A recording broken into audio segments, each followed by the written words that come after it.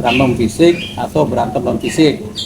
Nah, berantem non fisik juga ada ininya juga, ada berantem non fisik semua persoalan ego yang kemudian ya semua saling sindir menyindir, atau berantem non fisik tapi memakai jalur hukum.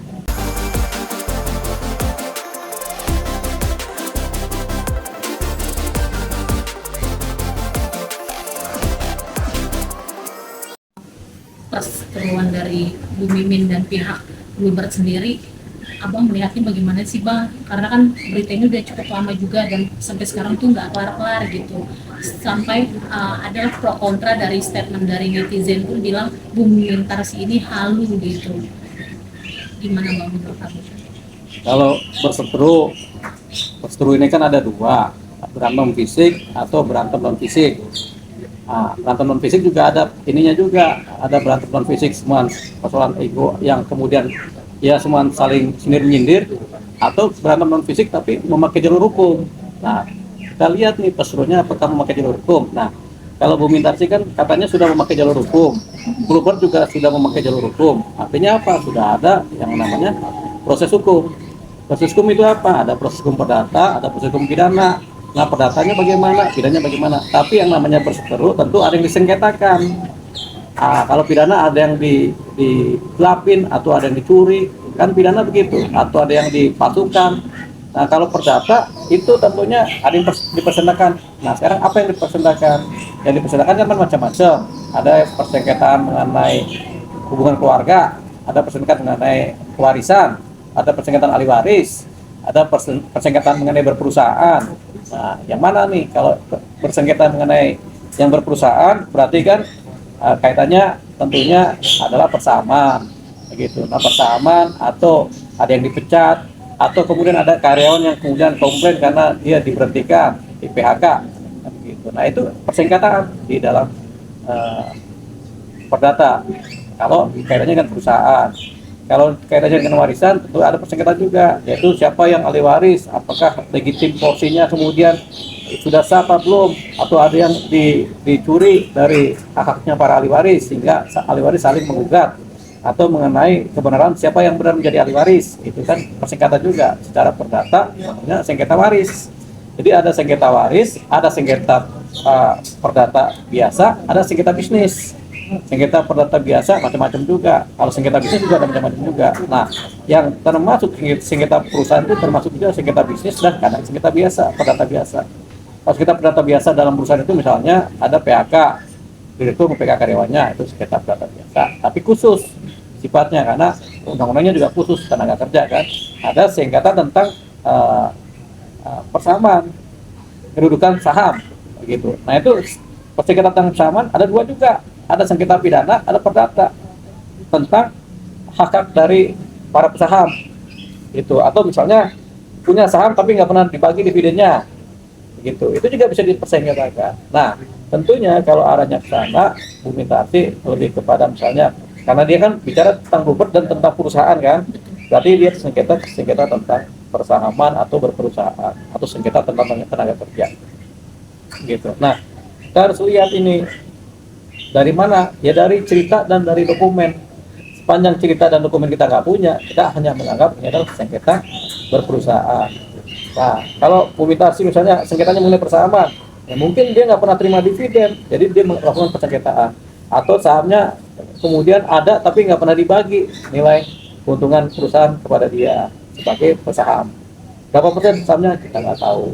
Gitu. Kalau kemudian sengketanya adalah saham saya hilang tiba-tiba dari perusahaan, dari akte, nah, dan dia belum pernah melakukan proses hibah saham atau jual beli saham, tapi sahamnya hilang, nah, dia bisa melakukan proses yang namanya penggelapan saham, laporan pidana penggelapan saham saya digelapkan. Jadi kita nggak tahu apa yang terjadi di persoalan hukum antara Bu Mintarsi dengan Bluebird, karena Bluebird adalah persoalan terbatas, Bu Mintarsi adalah subjek hukum pribadi kan. Tapi karena yang disengketakan adalah Bluebird, ya tentunya berarti terkait dengan perusahaan. Perusahaannya berarti kan saham, kemudian tenaga kerja dan lain-lain. Di sini kan kita lihat Ibu Minarsi juga sama pihak Bluebird ini ternyata masih satu keluarga semua, Bang. Gitu. Ya. Tapi kenapa permasalahan ini berlarut-larut, Bang? Sampai Bu Minarsi speak up terus di media untuk permasalahannya dia. Ya, kalau dianggap berlarut-larut namanya larutan beneran kan, udah buyar kan. Ini perkaranya lama gitu aja kan. Kenapa nggak selesai-selesai nih perkara atau nggak berdamai-damai kan itu jadi. Jadi persoalannya itu belum ada perdamaian antara mereka. Jadi antara Bluebird dengan Bu Minarsi mungkin belum ada kesepahaman perdamaian. Sampai kapan nih kita nggak tahu. Apalagi ini dikaitkan dengan proses hubungan darah kan keluarga. Karena darah keluarga ini kadang-kadang lama dia berdamainya. Tapi sebenarnya akan ada titik temu karena ini kan mereka bersaudara. Antara Bu Minarsi kan anak dari pendiri Bluebird juga. Terus lawannya juga adalah darahnya juga. Mungkin cucu atau adik atau kakaknya kan begitu. Ya, atau ponakannya dia kan begitu lawannya. Ya itu kan sebenarnya persoalan darah aja. Yang keluarga yang bisa didamaikan sebenarnya. Asalkan saling menerima dan tenggang rasa. Tentunya titik temu perdamaian ini harus ada. Karena ini keluarga. Ya kalau nggak akan berdamai terus ya nanti pecah terusnya sampai 20-30 tahun kemudian nggak akan selesai. Nah, apalagi kaitannya dengan keluarga kan. Nah, kalau persamaan harus diputuskan oleh pengadilan. Yang benar yang mana? Kan kita nggak tahu apa yang terjadi di dalam antara hubungan persamaan ini. Kalau sekarang kan cerita tentang itu kan nggak lengkap. Bang, tapi yang baru-baru muncul saat ini tuh Bu Minarsi juga bilang bahwa pihak dari mereka, Bluebirdnya sendiri meminta dapat surat cinta lah Bu Minarsi, bahwa selama dia bekerja itu seluruh gajinya harus dikembalikan. Kalau surat seperti itu putusan pengadilan apa surat biasa? Surat putusan pengadilan dari pengadilan jadinya. Dari pengadilan. Nah itu harus dipersoalkan putusannya kalau begitu. Kalau putusan pengadilan menyatakan begitu. Kalau surat biasa nggak usah dipedulikan. Tapi kan dia udah bekerja gitu Bang, kenapa harus dikembalikan lagi gitu? Begini. Kan itu upah dia selama dia bekerja. Terus dan lucunya itu di surat itu katanya anak dia sampai turun-turunan dia tuh wajib mengembalikan. Akhirnya terlibat semua. Nah, jadi Ya, gini, kenapa anak nggak dan bisa cucunya dilibatkan? putusan seperti itu nggak ada itu. Jadi itu harus dipersoalkan. Jadi nggak ada orang bekerja kemudian upah kerjanya diminta kembali itu nggak pernah ada. Karena kalau orang bekerja itu terikat oleh undang-undang tenaga kerja. Undang-undang tenaga kerja itu mengatur upah ya upah, ini ya upah. Jadi orang bekerja harus menerima upah. Upah adalah hak. Jadi nggak bisa orang diambil lagi, nggak bisa. Itu akan menjadi persoalan pidana gitu. Jadi ada pemaksaan, ada pemerasan kan jadinya begitu. Karena itu hak. Jadi setiap upah nggak bisa diminta kembali. Itu orang sudah bekerja, sudah menerima upah nggak bisa diminta kembali. Makanya kalau ada putusan seperti itu yang dipersoalkan. Karena itu termasuk bagian yang nggak benar dari tata hukum kita. Jadi kalaupun ada pengadilan memutus begitu ya pengadilannya nggak benar, hakimnya nggak benar, gitu. Karena memutus yang bertentangan dengan peraturan perundang-undangan. Sedikit meluruskan kembali, kemarin juga Bu Minarsi menyampaikan bahwa ada ketidakpahaman bahwa dari statement Abang sempat berkata bahwa kalau warisan nggak akan bisa lah gitu.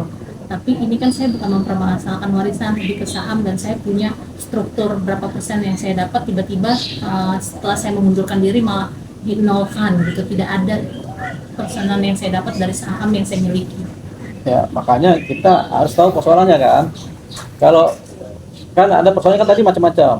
Kalau persoalannya adalah warisan, kalau udah panjang mungkin atau apalagi udah turun temurun itu susah menyelesaikannya, susah karena kaitannya dengan darah kalau warisan itu. Jadi kalau ini saya punya warisan tanah begini, tiba-tiba udah ada cucu, ada cicit segala macam panjang itu kan.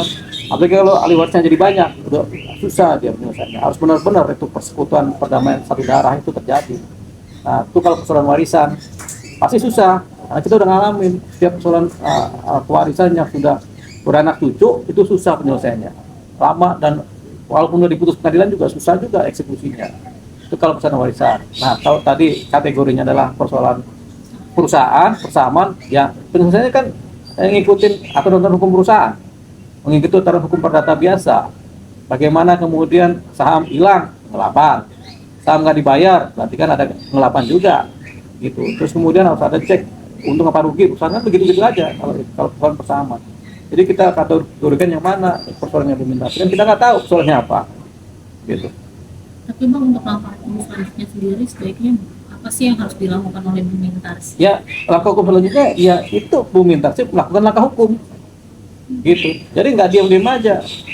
Kan Di- beberapa kali Tapi ganti kan lawyer udah juga, Bang. beberapa kali ganti lawyer, terus speak up di media. Ya makanya di dalam persoalan perkara yang harus dikedepankan adalah material. Apa sih duduk soalnya? Apa sih materialnya? Itu yang didalamin dulu. Setelah itu baru kemudian lakukan langkah hukum. Jadi kalau pengacara ganti-ganti, mungkin pengacara juga nggak ngerti persoalannya juga apa, atau ruginya bagaimana, atau ada apa. Tapi yang jelas kalau materinya ketemu atau duduk persoalannya ketemu, tentunya bisa diselesaikan itu. Gitu. Jadi itu dulu. Soalnya sih apa sih? Kan gitu. Berarti kalau maksudnya menurut Abang jadi bisa dipertemukan terlebih dahulu ya Bang, maksudnya antara pihak Bu Mintarsi dengan pihak Bu Bit, Bisa kalau itu pasti bisa aja. Ya kan, cuma kan duduk soalnya apa? Kan gitu. Kan kita nggak tahu duduk soal apa. Banyak pengacara juga kan bertebaran cerita, tapi kalau duduk soal utamanya nggak ketahuan atau masalah pokoknya nggak ketahuan ya juga susah juga dianalisa. Jadi pengacara akan bisa menganalisa kalau dokumennya lengkap, ceritanya lengkap, ada kejujuran di situ, baru dianalisa, baru dicari bagaimana penyelesaiannya, teknik menyelesaikan persoalan. Secara hukumnya bagaimana, nanti ada penyelesaiannya. Apakah lewat turun rembuk, apakah lewat musyawarah, apakah lewat proses hukum. Bang, kalau dia akhirnya berupaya, punya upaya untuk menyelesaikan masalah ini, dia ke pokes-pokes, ke toko-toko yang terkenal. Kita nggak bisa sebut siapa orangnya untuk bantu speak up, Bang. Karena dia katanya udah datang ke polisi pun sempat nanya beberapa kali dari pihak sana ada aja alasannya tidak bisa hadir gitu untuk dipanggil. Dan terkesan di sini keadilannya berat sebelah, Bang. Kalau kita bicara keadilan. Bukan pikiran sepihak. Iya. Ya kalau dijalanin secara baik juga polisi juga bekerja juga. Jadi makanya duduk soalnya dulu pokok permasalahannya sehingga bisa dipecahkan tuh apakah ini termasuk kategori pidana, apakah ini perdata gitu. Perdata persengketaan. Kalau pidana ya seperti apa pidananya? Kalau pidananya murni benar-benar ada pidana berarti kan bisa dikerjakan. Nah pidana ini kadang-kadang kan kadaluarsa. Pidana ini kadaluarsa kan 12 tahun rata-rata gitu. Ini juga harus diperhitungkan perkaranya kadaluarsa bagaimana. Tapi kalau sahamnya masih nempel kan berarti on terus nih. Kalau on terus sahamnya pakai undang-undang apa? Ya undang-undang perseroan terbatas dipakai. Kalau ada pidananya dijalankan juga. Jadi yang paling penting duduk soalnya dulu seperti apa gitu. Kalau bicara di podcast kesana kemari sana kemari, tapi duduk soalnya belum bisa dicerna, ya susah. Ya lawan juga akan diam-diam aja bang, duduk soalnya nggak bisa ditemuin. Jadi imbauan Abang sebagai praktisi hukum, pengamat hukum untuk kasus ini pesannya apa, Bang? Jadi Bu Minarsi ya, Bu Minarsi ini Mintarsi harus kemudian melengkapi semua dokumen, semua cerita dengan kejujuran secara lengkap. Jadi nanti dibedah benang merah duduk soalnya seperti apa, kemudian apa-apa yang menjadi persoalannya, apa-apa kerugiannya, apakah kerugian hukum, apakah kerugian perdata, apakah kerugian pidana, nanti kan diklasifikasi gitu kan. Lewat apa? Lewat peraturan perundang-undangan yang ada. Jadi dari materi ini dikombin dengan peraturan perundang-undangan. Apakah masuk? Kalau masuk ya udah gitu. Berarti ada unsur pidananya ada unsur perdatanya yang dilanggar ada. Apakah ada perbuatan melawan hukum? Apakah ada wan prestasi? Kan nanti kelihatan. Atau ada penggelapan saham nanti kelihatan dari soal perkara. Itu dulu yang paling penting. Menceritakan secara lengkap duduk soal perkaranya sehingga kemudian tidak berada di wilayah abu-abu. Wilayah abu-abu yang nggak pasti ini kemudian dimasukkan ke podcast yang nanya bingung, yang jawab semua bercerita keluh kesah, hanya menggambarkan suatu cerita ketidakadilan tanpa sebab yang jelas, gitu. Jadi itu dulu duduk soal dulu, dibuka aja duduk soalnya. Harus ada yang membuka ini. Mungkin Bu Mintarsi nggak kuat untuk membuka sendirian karena hukumnya kan belum dapat ibu ini kan. Bang, tapi boleh nggak sih bang, kan beliau juga udah punya bukti bahwa pembagian persentase saham yang didapat berapa tiba-tiba dari pihak sana meniadakan haknya Bu Mintarsi. Boleh nggak sih kayak gitu?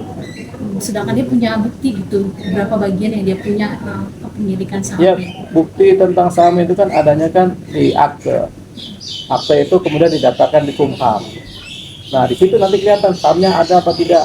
Begitu. Kalau di akte dan di data digital Kumham, Departemen Hukum dan HAM itu ada, datanya dia, berarti di AHU-nya ada dan sahamnya juga ada, berarti dia punya hak sebagai pecahan. Kalau dia punya sebagai pesaham, berarti kan dia punya hak material terhadap perusahaan, yaitu baik secara aset maupun secara keuntungan. Nah, kalau rugi juga sama-sama ikut menanggung, tapi kalau untung dia punya hak. Keuntungan ini apakah dividen ataukah ada pembayaran harian, terhadap keuntungan kan boleh-boleh aja. Jadi itu dulu dia. Jadi dia harus sampaikan juga nih, ini loh saya punya bukti, saya punya saham, dokumennya apa? Yahoo harus ada itu. Jadi kalau hanya bicara aja publikasi tanpa dokumen material, nggak dapat. Sia-sia bang. Sia-sia aja tuh. Ya sia-sia, karena orang nggak tahu sebenarnya persoalannya apa sih. Jadi seperti keluh kesah ke publik aja ini jadinya. Jadi saya harus siap dengan dokumen.